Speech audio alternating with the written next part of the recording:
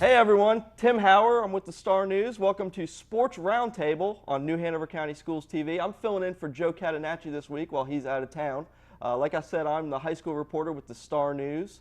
I guess I should do what any good journalist would do at this point and give myself a plug here. You can find all the high school coverage at starnewsvarsity.com. We also have a Twitter and Facebook page that you can find plenty of information from the high school scene. Follow us at Star News Varsity. Today, we're going to be joined by the 4 New Hanover County boys coaches. Up first, I'd like to welcome in Nathan Falk of Laney High School. Nathan, welcome to the show, and glad you're here. Thanks for having me. You guys are, you look at the top of the standings, and although you guys aren't there, you look at the games that you've played, and 4 of your 5 losses in the league have come by 6 points or less. So you're right there, just haven't kind of been able to break over the top and win some of these close games. Although last Tuesday against Ashley, you were able to get a close win. Just talk about the season at this point and how nice it was to finally get kind of over the top and win one of those close games. Yeah, it was nice to finally get one, obviously on Tuesday against a very good Ashley team. We jumped out early. And we was able to keep it for the most part. I had a really third quarter on us. But it was good to get that one on Tuesday, and we had beaten Coastal Christian obviously on Monday, so we had back-to-back wins that we needed. We're not much for more victories, I'm not, but that one was on the scoreboard and it was legit, so that was very much needed. A guy that stood out this week, Chris Bennett, had double figures in all 3 of your games last week. He is kind of your offensive catalyst and just does kind of all the things that you need him to do. Seems like he's been there for a while. A guy named Hunter Cook has been there for a while. Talk about those guys as senior leaders and how nice it is to have guys like that. Yeah, Chris and Hunter both stepped up on Tuesday night for that win against Ashley, and they've done it all year long. So they understand what it takes, and they've been through a lot of games with me and with us the entire time. So they're definitely seasoned, and they're helping us out a lot down the stretch. You look at the league, and there's a lot of Ashley has a lot of seniors. Huggard has a lot of upperclassmen. New Hanover's junior heavy. You guys, on the other hand, play a lot of younger players. You've got a freshman, DeMarcus McLaurin, who's playing really well, and a ton of sophomores. The Sid Berries, Taekwon Berry, Jason Billingsley. You just called up those guys. You never want to look ahead to future seasons, but how nice is it to have those young guys getting some experience on the varsity level right now, and how excited are you for what could come? Yeah, we're excited. I mean, Cam Sidbury, Sherrod Sidbury, Jason Billingsley, Taekwon Berry, all sophomores, and DeMarcus McLaurin, freshmen. So we definitely have 5 or 6 young guys that's going to help carry on things and take us to another level, we think. But we're still playing this season, so we're excited about what we can do down the stretch and where we can go and finish at in this season.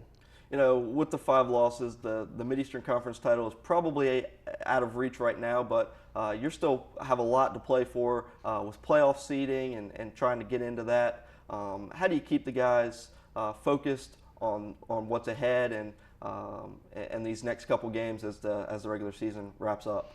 Well, there's no doubt we've had adversity, but everybody goes through that. We've had players injured, starters injured. We've had 5 games, we played without our football guys. I mean, but every team deals with that, every program deals with that. You just let them understand and know that you just keep fighting every single day, you keep playing, come to practice ready to go every single day and have that motivation and see where things go. So we're very excited with our next 4 or 5 games coming and where we can be and where we can go. This league, the parity in this league is as great as it's ever been since I've been around, and you've been around this league for a long time.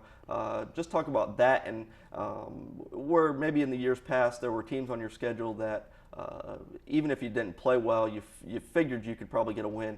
Now you've really got to play well against every team, even some of the teams at the bottom of the league. Well, yeah, I think there's a bunch of kids that are pretty good from each team, and you're seeing that when you show up every night to play. There's not. I don't think one team has one in particular guy like in the past. I think it's a pretty much a collection of talent, that's spread around through everybody. So that's why you see the parity is because of that. But it's exciting. Obviously, every game is close, and it's going to be that way, I think, throughout the end. So we'll see where it goes. Just one game this week on Friday night, a rematch with New Hanover. The first meeting was really close, and a game that you guys probably felt like you should have won. Finished 1 for 11 at the free throw line, and that kind of ended up hurting you in a 2-point loss. Just thoughts on that matchup again, and how excited your guys are to get another shot at the Wildcats. Well, they're a very good team always, so we look forward to playing them. And you're not going to beat anybody 1 from 11, So that's a self-induced injury that we put upon ourselves. I thought we played them last time. We didn't make enough shots, some big shots that you have to make, and then those kind of games. But we can't have the self-inflicted injuries again against anybody for that matter. But Friday night will be a good game as it always is, and we look forward to it at Laney. We'll turn the tables a little bit and head over to the college scene. Your alma mater, UNCW, is 19-2 right now. Continues to roll. I know you just saw those guys on Saturday in person. Just thoughts on the job that Kevin Keats has done over there, and how excited you are to see the Seahawks back where they should be. Yeah, he's done a great job. Obviously, the players have bought into his system of play, and they wear you down. That's one thing about them is they score the ball, they create turnovers, but they're deadly from outside. I think they took almost 43 Saturday, so that's a lot of threes, but they go in because they shoot it well. So the atmosphere and the energy is pretty impressive. All right. Thank you so much, Nathan. Appreciate you joining us, and best of luck to you and the Buccaneers on Friday night. Thanks. Appreciate it. We'll be right back, and we'll be joined by New Hanover head coach Kirk Angel after this break.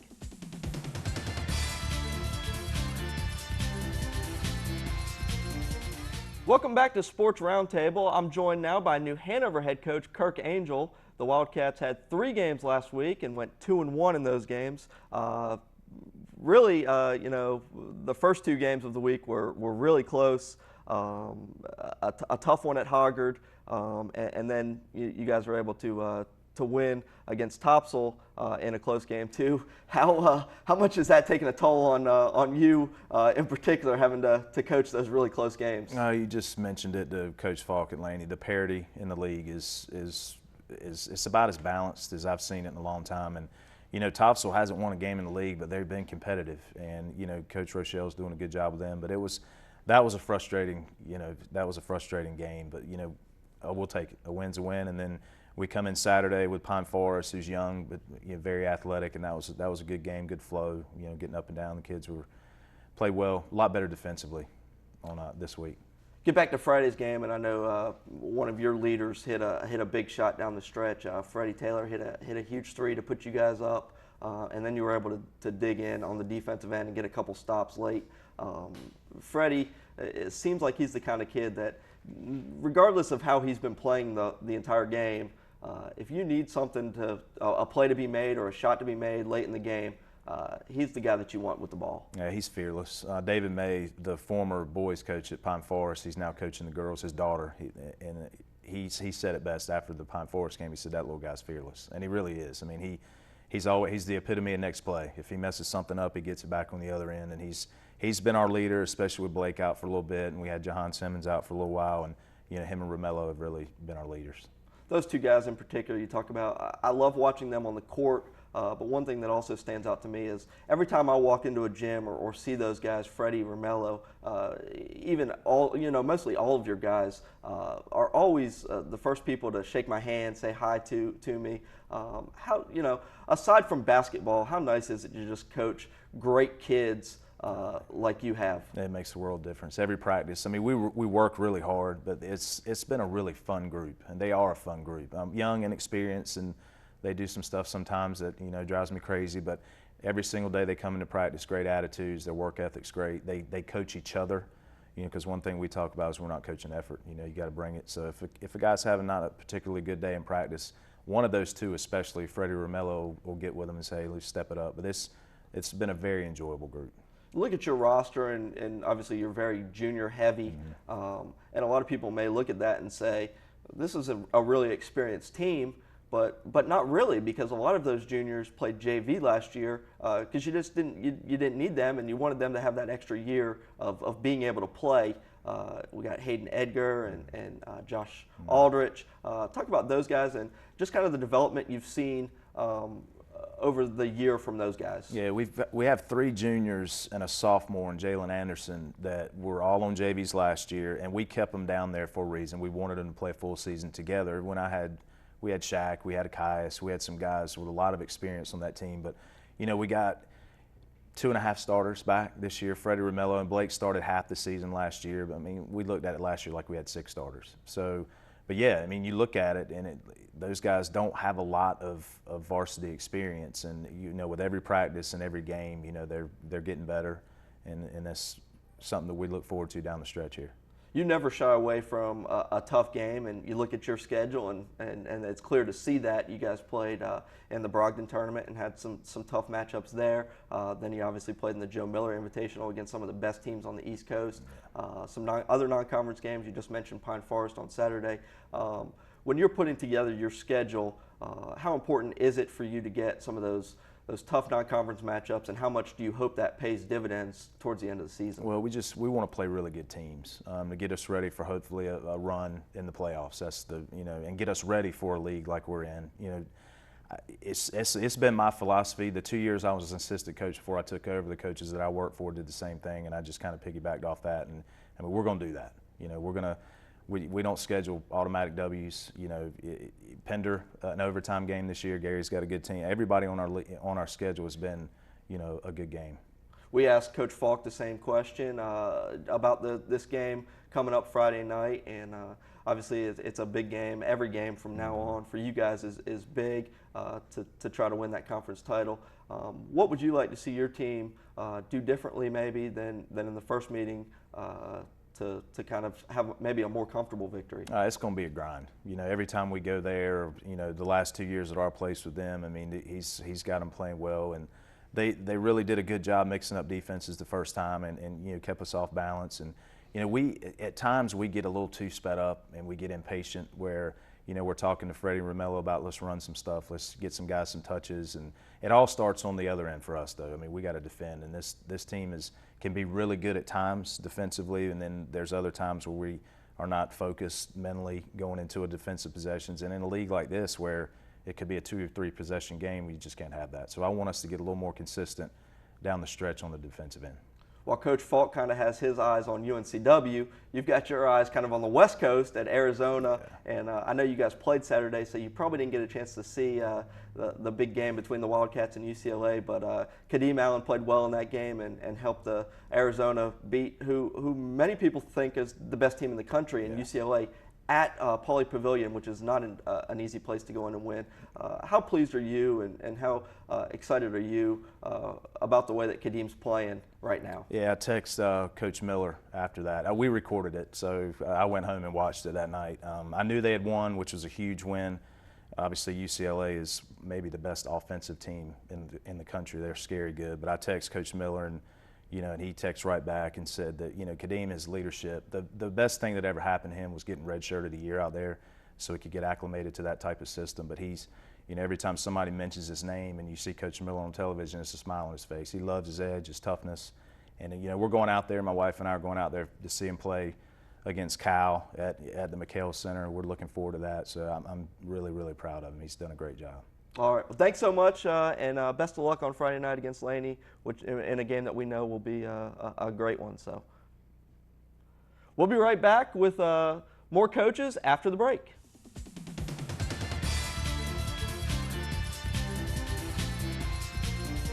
Welcome back to the Sports Roundtable. My next guest is Hoggard coach Brett Queen, whose team is rolling right now. They've won 6 in a row, including, I guess, 5 in a row in the conference?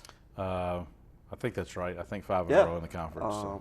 And, I think one of the things that's kind of been key to this run is we talked about how your football players were in the playoffs and had that deep run. And so it took a little while for those guys to get acclimated with just your basketball-only players.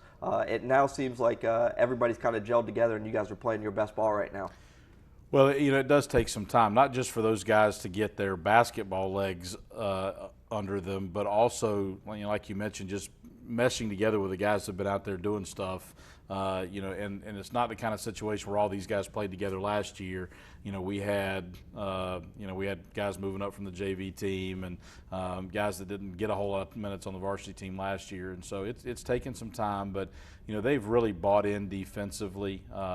We've, in this 6-game win streak that we've got, we haven't, I think the most points we've given up is 43 in any of those games. And so, they've really bought into what we're trying to get them to do defensively, and that's given us a chance. And we've started to be more efficient offensively as they've gotten used to each other again in practice. One player in particular that stood out last week was Robert Wilkerson, and he's kind of elevated his game here over the last couple games. He averaged 18 points and 2 wins last week. When he goes offensively for you guys, it makes life a lot easier for some of your other players. How important is he to your team, not only offensively but defensively as well? Well, Robert's a senior and a 4-year varsity player, 3 years with us, and so those are the kind of guys that you really lean on, when you're going down the stretch during the season. And he usually guards the other team's best players, so defensively is kind of the first element that he brings to us. And we run a lot of things for him to try to take advantage of what he can do. He can finish around the basket well. He's got a really good mid-range game, and in practice he has shot the ball really well from 3 all year long, but he had not done that in the games until just recently. And so now he's kind of scoring at all 3 levels. And like I said, defensively, as much as he's doing for us offensively, his biggest value to us is on the defensive end of the floor. So, really pleased with what he's doing right now. We have some highlights of your last 4 games, and those are all wins, and you guys are sitting in a 4-way tie now atop the conference. Let's take a look at some of these highlights. Here's the game against Laney. Yeah, and there's Patrick Morrison, who is one of those football guys that it's taken him a little bit of time, but he's starting to get it together on the offensive end. This was a tight ball game. And we were able to do enough on both ends of the floor to be able to find a way to win. But really good pass right there from Greg Blanks to Chris Tootle. Both of those guys doing a lot of good things for us. And this is one of those. It's toward the end of the game, and there was about 30 seconds left, and Tyler Steinman makes that 3. That's one of those that I told him it's a terrible shot, but I'm glad it went in. And then we went up to Topsail, got a good win up there. Is Josh Jones, who's given us some really good minutes off the bench. Greg Blanks again, who is filling in for Rashad Wallace, who's been starting at our point guard spot for us, but he's been hurt here lately. Another really good pass there from Josh to Patrick, and it's really good to get Patrick finishing some plays around the basket. And just that was a really, really good win for us. And then we came home and played New Hanover, and packed gym, great atmosphere, and just we got off to a little bit of a slow start defensively, but then we had a really good second half offensively. And Patrick Morrison makes a 3, and then we're coming out of a timeout, and he asks for this play to take another one, and so that was a really big stretch for us. Grantland Adams here, who's just been really solid for us, shooting the ball well, rebounding for us, taking the ball out of bounds. But really good win for us. And I was really proud of our guys going down to South Brunswick on Friday night. You're coming off a big win, but a game that's just as important. And we were down a couple of guys with injuries and had a couple of guys get hurt in the first half. But Keon Bradley, who just made that pass, and then you're going to see him make, I think, 3 shots in a row. He had a huge second half for us, and Keon's another one that coming off the football field and just taking some time to get going. But he just a huge lift for us off the bench on Friday night in the second half to help us go from we had a 3-point lead at halftime, ended up winning by 18. And this is a great pass from Tyler Steinman to Grantland Adams to finish things up. And just really excited about the way our guys are approaching things. They're practicing well, playing hard, excited to win games. And so you never know what you're going to get from season to season, and this group has been a lot of fun, to be with, not just because we're winning games, but just the way that they are approaching things, and seeing some kids get an opportunity that have kind of waited their turn, and now that they have that opportunity, they're taking advantage of it. We talked about your 6-game winning streak, and the last time you guys lost was to the team that you're going to be playing on Friday night. West Brunswick, you guys went down there and turned the ball over quite a bit. I think you finished that game with 16 turnovers, and against a team like that likes to get out in transition, it's hard to win that game, and obviously you were unable to. What would you like to see you guys do differently this time on Friday night in a really big game between two teams at the top of the league? Well, we did some really good things in that game down there, and what we've got to make sure that we do is that we're consistently doing those things throughout the course of the game. We had a 29-23 lead with 4 minutes left to go in the third quarter. We had held them to 23 points through 20 minutes, and then they scored 39 in the last 12 minutes. And a lot of that was due to our offense. It wasn't really that we weren't guarding them. We didn't have a chance to guard them because we were throwing the ball right to them and letting them steal the ball. And so we've got to be in order for us to be good defensively in that game, we're going to have to be good offensively. We're going to have to take care of the basketball, make sure that our possessions are resulting in shots where even if we miss them, we got a chance to get back and play defense. And I think our guys will be ready to play. That was it was a good learning experience for us, and we've had some of those situations where teams have tried to do to us what West did in the game since then, and we've handled it much better, and so hopefully we'll be able to do that against them on Friday. All right. Thanks so much for your time, and thanks for joining us, and we'll be right back after the break with more Sports Roundtable.